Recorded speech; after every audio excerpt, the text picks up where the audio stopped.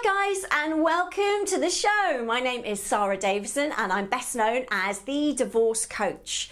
Now on this show I answer your questions and I give you all the information and advice that you need to take back your control over your breakup or relationship challenge and actually start to feel better and move forward. So thank you to all of those of you who sent in emails. I'm going to be answering some of those today on the show.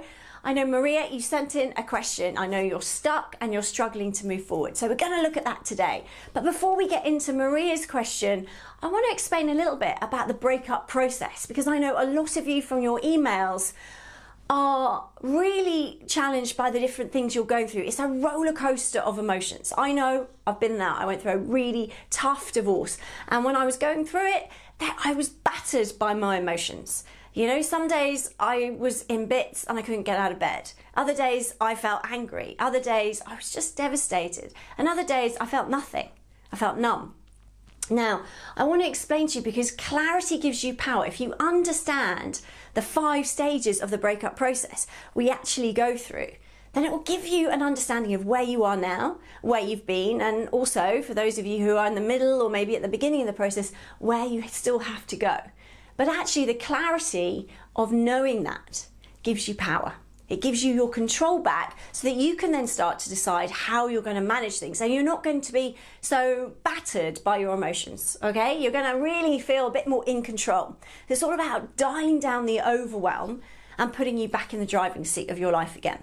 So the thing I want to focus on today is the 5 stages that you go through after a breakup. This could be any kind of breakup. It could be your first love. It could be, your first proper heartbreak. It could be a separation or a really difficult divorce. But whatever it is, these 5 steps will really enable you to see what the process is. And funnily enough, they mirror exactly the same process as you go through after death of a loved one. Now, breakup is known to be the second most traumatic experience of your life after death of a loved one. So it follows that the grief process is very similar to the process you go through after a breakup. So let's dive in. So this model was originally created by a lady called Elizabeth Kubler-Ross, and she really realized that she did it for grief. So she was showing you the different stages, the roller coaster of emotions that you go through after the death of a loved one. So the first stage is denial. Now, denial is the stage where you just stuff everything down, you don't acknowledge it. It's too painful almost. And for some people, they sort of think, wow, well, why would you do that? Why would you deny where the relationship is? That sounds kind of crazy. But I had a client a few years ago, and she discovered an Ann Summers receipt in her husband's pocket. Now, Ann Summers, for those of you who know that chain, is quite a risque kind of underwear shop, okay? So she was a bit surprised because she's more of a Marks and Spencer's kind of girl. And for those of you who know Marks and Spencer's, it's quite a conservative sort of lingerie department that they have. So she was a bit surprised and she thought, okay, well, that's a bit out there for my husband. But she didn't say anything because it gave her a feeling in her stomach. And how she described it to me was like this sort of gut-wrenching feeling of fear. And it made her go cold. But she didn't want to tell anyone. So she didn't even talk to her husband about it. She just left it. She sort of thought to herself, well, Christmas is coming up. Maybe he's going to give it to me for Christmas. Maybe I'm going to get this gift of underwear for Christmas. But Christmas came and went and she didn't get it. But her birthday's in February. So in her mind, she was thinking, well, possibly he's saving it for my birthday. But again, she said to me, I kind of knew that isn't true, Sarah. I kind of knew that that was never going to happen because he didn't plan things like that. It just wasn't his style. He didn't plan that far in advance. So even though she had these suspicions, even though she had this feeling, this gut feeling of intuition, which, as you know, when you're going through a breakup can be pretty strong, or going through those suspicious stages where you're thinking something is wrong. We feel that, but we suppress it. And that's the denial stage. It's when your body isn't ready to cope with it yet. So it protects you. So it stuffs it down. Maybe you don't talk to anyone about it. She didn't talk to anyone, my client. She didn't talk to anyone about it. She didn't talk to her husband or any of her friends. Now, obviously, she didn't get the present for her birthday. And since at that point, she realised that he was having an affair and it all came out. But the denial stage was when she kind of knew something was wrong and she spotted other signs, but she stuffed it down. So do you recognise that stage? Do you recognise that stage at all in your relationship right now, or maybe in the past? Maybe you've been through it. I know I have, and it's really, really challenging. They're difficult because your gut is telling you one thing, but your brain is overriding it and you're stuffing it down. So that's the denial phase. The second phase is anger. And this is when your energy kind of increases and you start to get a little bit mad. Now, anger is different for some people. Some people, and I had a client, a journalist actually from the Daily Mail who came on one of my retreats, and it's online, you can Google Daily Mail Sarah Davison retreat. She came along and she was in rage, not just anger, she was in real rage with her ex. He'd gone off with someone else, starting up a new family. She was really angry, and that was verging on sort of paralysing rage, which was controlling her work, her relationship with her kids. It was a really paralysing, debilitating state for her to be in. And then on the other side of it, there's people that just feel sort of frustration. Maybe they don't show their anger as pure rage. They're kind of not ready to express that, so they contain it. So maybe you're one of those people who doesn't really go to real anger, but maybe it's stress. Maybe that's how it comes out with you, or frustration. So have a think about how you manifest your anger. It's not unhealthy to be able to express your anger though, by the way. Sometimes it's a really healthy way to let it out, if you can find a healthy way to channel it, rather than cutting up your ex's clothes. As I mentioned in the last show, my client came and she cut all her ex's clothes up and had them bundled up in the back of her car. Now that did have negative repercussions for her in the long run. I wouldn't advise that, but maybe if you can go for a run or a brisk walk or chat to a friend, how do you express your anger? That's a really important way of dealing with that. The third stage is bargaining. Now, this was a big one for me. Bargaining is an interesting one. It's when you are so scared of the change that is potentially about to come with the breakup that you will do anything. And I mean pretty much anything to save your relationship, including compromising your own morals and values. Maybe your partner's cheated on you and you found out, but you have decided you want to work through it, even though that's super uncomfortable for you. Or maybe you're making changes just to enable the relationship to stay where it is. So you might be asking questions like, well, maybe, how do I become a better partner? How do I become a better husband? How do I become a better wife, girlfriend, boyfriend? Maybe that means you make an extra effort all the time with the way you look. Maybe you start eating healthily, trying to lose weight. Maybe you start cooking their favourite meals and making a real fuss of them. Maybe you're just accepting that they've had an affair and keeping the relationship going because you're so scared to change that status quo because the future is unknown, right?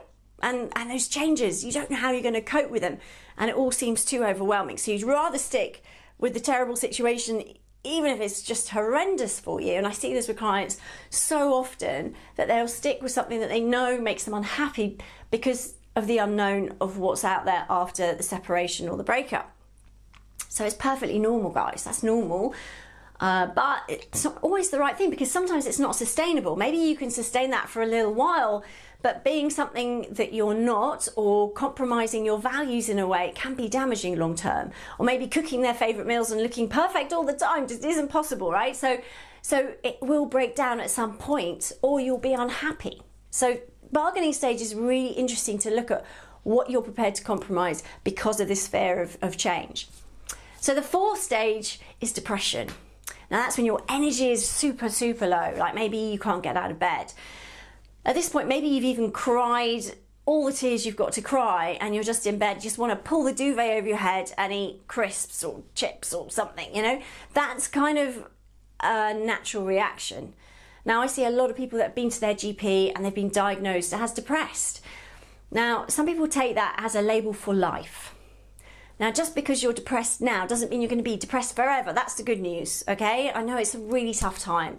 I've been there myself, where it doesn't seem to be any answers or even any hope or light at the end of the tunnel. And that is a really tough place, especially if you're a parent, you've got to go to work, your health will suffer. Everything is just falling apart. Now, the good news for this stage is that it is a short period of time. It doesn't have to go on forever. It will stop, and there are techniques and strategies you can use, and I'm sharing them with you on my show. That's why I'm doing this show, to give you the tools that you need to drag yourself out of that phase. Just because you've been labelled or you're feeling depressed does not mean this is the rest of your life. It just means right now. And to be honest, it's a natural part of the healing process, going through a breakup. Someone you really loved has gone from your life, okay? Someone you really cared about and shared magic moments with and were intimate with and maybe created a family with and a life. they're not there anymore, or they've betrayed you or let you down, of course it's natural and normal to feel sad and depressed. It is normal. And you kind of have to go through that phase to come out the other side. So hang on in there if you're going through that phase right now, or you keep oscillating backwards and forwards into that phase. Just take some heart from the fact that it is normal. It's part of the healing process. You do have to go through it. Some people will stuff their emotions and not fully engage in that process. I've got a male client at the moment who is getting up super early, 5 o'clock, hits the gym to go to work because he knows he's depressed and he doesn't want to stay in bed and feel those feelings, so he's not going there. So he's stuffing it all down, keeping himself busy all the time. He's working long hours, and then as soon as work finishes, he's going straight to the gym or asking someone to go for a drink with him. Even people he doesn't even really know in the office are going for drinks with him afterwards because he doesn't want to go home to an empty house. Now, this is totally understandable, but at some point you have to let yourself feel that pain in order to fully embrace it and move forward. Otherwise, what happens is you just drag it forward with you into your next relationship, or it just holds you back in your daily life because it is unresolved. So take some heart, please, from the fact that if you are feeling depressed, it is normal and it's necessary. But you will come out the other side. And that final stage, which is stage 5, is when you're stuck. Now, this is what Maria is, where the stage Maria is at the moment. And this is when you have accepted that the relationship is over. You know it's not going anywhere. You know the relationship is done. However, you don't know what's next. You can't really identify who you are as an individual. Maybe life feels like it's on hold. Maria, I know, is struggling with this because her ex is moving on and he's got a new girlfriend and he's moving on with this life and he's happy and his career's going well. And while she's happy for him, they've had an amicable enough split that she can feel happy for him that he's moved on and she doesn't want him back. That's part of the acceptance stage, stage number 5, where you're just like, okay, I accept it's over. I know my rose-tinted glasses about how wonderful the relationship was, they're off now, and I'm looking at it warts and all. Doesn't mean you don't have any feelings. It doesn't mean you don't care. It doesn't mean there isn't any pain left at all. Of course not. If this is someone that's been a big part of your life for such a long time, there's going to be some residue there, of course. However, the ability not to move on, like being stuck, feeling that there is no hope or unsure of what the future holds and having some fear about that isn't helpful. So with Maria, what I'm suggesting is we start to tip the balance from looking backwards onto the relationship, because she's written me a really good email there, so I've got a lot of information, which is really helpful, by the way. If you're going to send in emails to me with a question, then do put a bit of background in so I can really best help you. It's very difficult with just one line question if I don't understand the actual detail of your personal situation. So Maria's been great. She sent me in quite a lot of information there. So I know that she's stuck. She's living on her own in a flat. Her kids are older. They're coming and going, which is great. But she just feels like there's no way forward. She doesn't know what that way forward is. So we need to sort of zhuzh things up a little bit. I know she's spending a lot of time focusing on the past. I know that consumes her, the story and what happened. And she feels really sad about the situation. Number 1 bit of advice for you, Maria. Please stop telling your story, your breakup story, to everybody. Please. I know on your email you said, you talk about it a lot.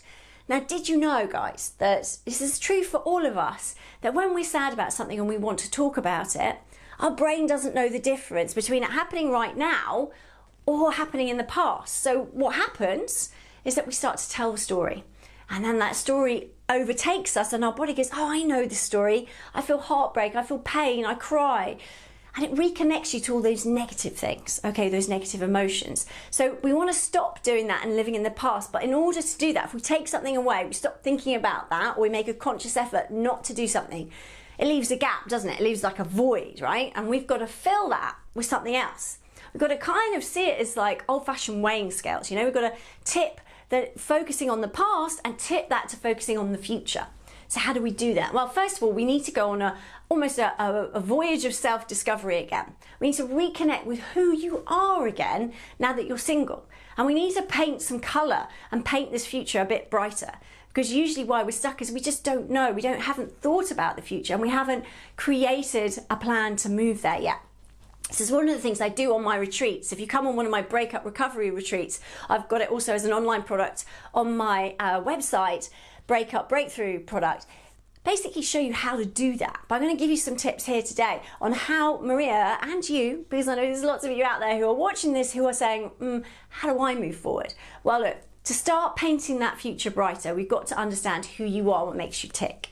Okay, so we need to think about what you enjoy doing, what you love doing, who you are now, and importantly, who you want to become.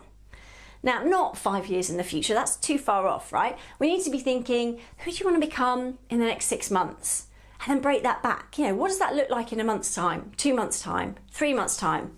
What are the things you can do now that you've never thought you could do before? And for Maria, I know she's interested in dancing. She used to love it, but she's given it up and she doesn't feel like doing it right now.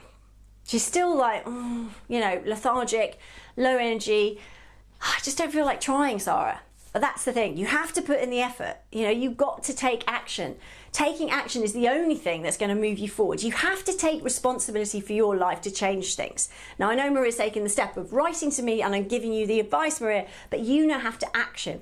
I want you to start thinking about the things that you can do in your future that you want to achieve. Now, I know you were interested in setting up your own business. So have a think about that. What could you do? Where could you go? Start investigating. I know that you're thinking about moving, but you're not sure where. Go and do a day trip to the different places that you think might be interesting for you to live. Go and experience it. Go and have a coffee, talk to the locals, get chatting to the local shop owners. Just see what the environment's like. Speak to an estate agent. We need to paint that picture brighter. And if you're stuck, that's a really good technique to help you move forward. Identify some things that you would like to have in your life, that you would like to become, that you would like to do. I know it's a huge step to go from one place to another in one giant step, and we're not talking about that. What I'm talking about is breaking it down into small steps. So pick up the phone, Maria, make a call to the estate agent in the local area, arrange a viewing for different places. Go up there, spend a couple of hours there. Do it. I know there's a couple of places Maria's thinking about moving to, so go and see them both. Go and see them all. Why not? Then also, if you like your dance, make a few calls, go on the internet, see what classes are available and get out there. If you do it once, it's going to become a lot easier, because when you enjoy it and you start to reconnect with who you truly are, that's when life starts to get really good again. So we've got to get that excitement back. We've got to get that buzz back, okay? And that's what I'm hoping for you, Maria. If you start taking these small steps and start creating your future and getting back in touch with who you are now you're single and you've got your own life. I'm a big believer that breakups are an amazing opportunity to redesign your life just the way you want it. Sometimes getting rid of those people in your life that don't support you, don't take you and make you feel good about yourself.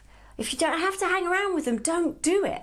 It's a great time for a bit of a friend cull and really looking at who those friends are that support you and you enjoy being around, and when you spend time with them, they take you to another level.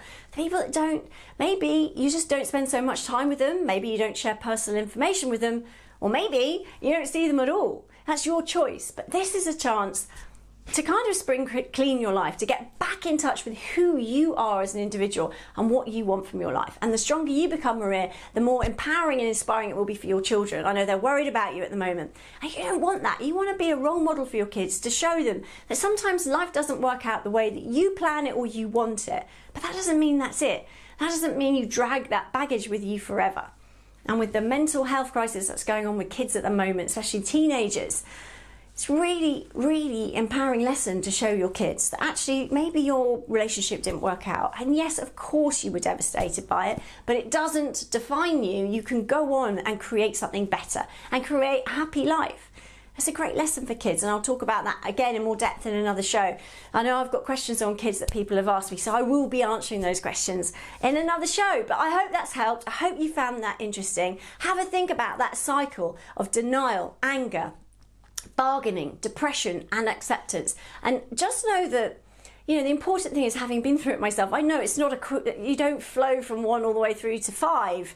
You kind of bounce around, right? So you'll be in acceptance and I feel a lot better, and then you might be back at depression for a while. Or you might go into anger if you get an email or something triggers something, or you just having an off day. But that's okay, and it's normal. It doesn't, sometimes you take 2 steps forward and 3 steps back, and that's okay. The important thing is to recognize what you're doing and use different techniques and strategies to help pull you forward. Thank thank you for listening to the show. If you do have questions, you can email me, sarah@sarahdavidson.com. Put Sarah TV in the heading so I know it's a question for the show. Do like my channel if you do enjoy it. I'm just launching it. I'm really keen to grow it because I'm hoping it's going to help a lot of people. Subscribe to the channel, and I will be back with more help and advice. So do email me, and have a great day. Mwah. Bye guys.